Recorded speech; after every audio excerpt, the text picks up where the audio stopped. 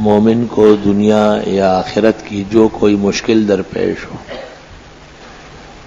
حق تعالی شان دنیا یا آخرت کی جو کوئی مشکل دو رکعت نفل، اطمینان قلب اور توجہ خالصہ اور خوشنودی کے لیے 2 رکعت نفل، اطمینان قلب اور توجہ خالص۔ محدثین لکھتے ہیں کہ ایسی نماز پڑھے کہ اللہ اکبر سے لے کے سلام تک کوئی اور خیال نہ آئے۔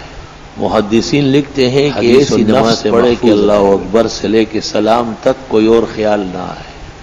حدیثوں میں جب یہ نماز آتی ہے تو محفوظ ہے، ولم یحدث بها نفسه، دل میں کوئی خیال وہاں۔ حدیثوں میں جب یہ نماز آتی ہے تو ساتھ یہ بھی ہوتے ولم یحدث بها نفسه، یہ تب ہوتا ہے جب غذا درست ہو، کوئی خیال گاہ پاک تک دیا ہے، شرمگاہ کی حفاظت ہو، اور یہ تب ہوتا ہے جب غذا درست ہو، عبادات گاہ پاک ہو، شرمگاہ کی حفاظت صداقت سے پیش آئے۔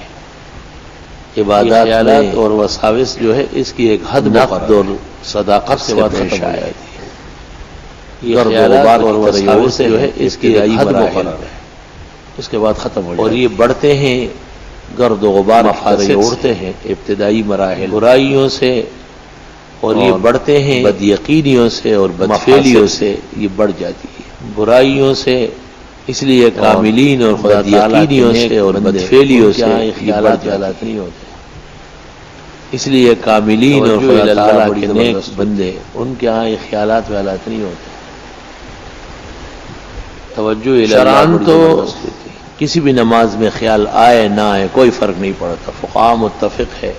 شرعاً تو صحیح ادا ہو گئے، کسی بھی نماز میں خیال آئے نہ آئے کوئی فرق نہیں پڑتا، حصول فقہاء متفق ہے کہ جب ارکان صحیح ادا ہو گئے قرب اور درجے کے لینے کے لیے، لیکن منازل کے حصول کے لیے بہت ضروری ہے۔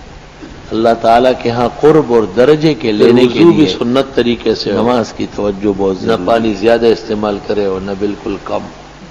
پھر وضو بھی سنت طریقے سے روز وہ 3 دفعہ دھویا، نہ پانی زیادہ استعمال کرے اور نہ ایک بار کیا۔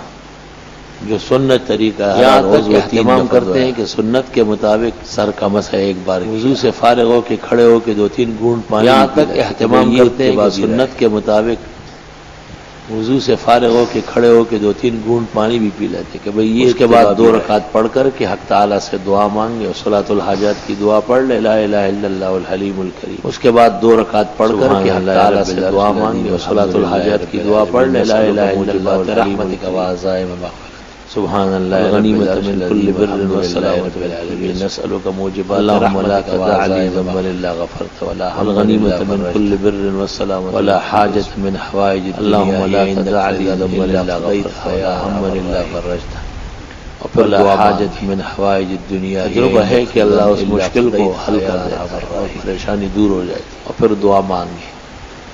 تجربہ ہے کہ اللہ اس مشکل روزانہ حل کر دے، دن میں یا رات شانی دور وقت 2 رکعت پڑھ لینا چاہیے، اور حاجات جتنی ہے روزانہ اللہ کے حضور میں یا رات میں کسی وقت 2 رکعت پڑھ لینا چاہیے۔ یا اللہ یہ مسائل اور حاجات جتنی ہے تعالیٰ کے حضور پیش کر اس کا انتظام فرمائے۔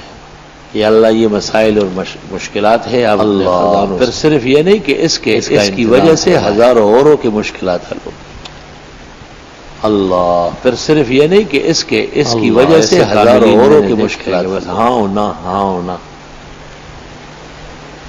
بات کہی کہ ایسے کاملین میں نے دیکھا ہے کہ بس ہاں ہونا ہاں ہونا، خدا تعالیٰ کے ہاں ان کی وجاہت قائم ہو جاتی ہے۔ جیسے آپ کی نظر میں بعض افراد ایسے ہیں جو وہ کہے آپ تیار ہے کرنے کی، خدا تعالیٰ کے ہاں ان کی وجاہت قائم ہو جاتی ہے۔ جیسے آپ کی نظر میں بعض افراد ایسے جو وہ کہے آپ تیار ہے، قول کا بڑا زبردست اعتماد ہے، آپ کا اعزاز ہے۔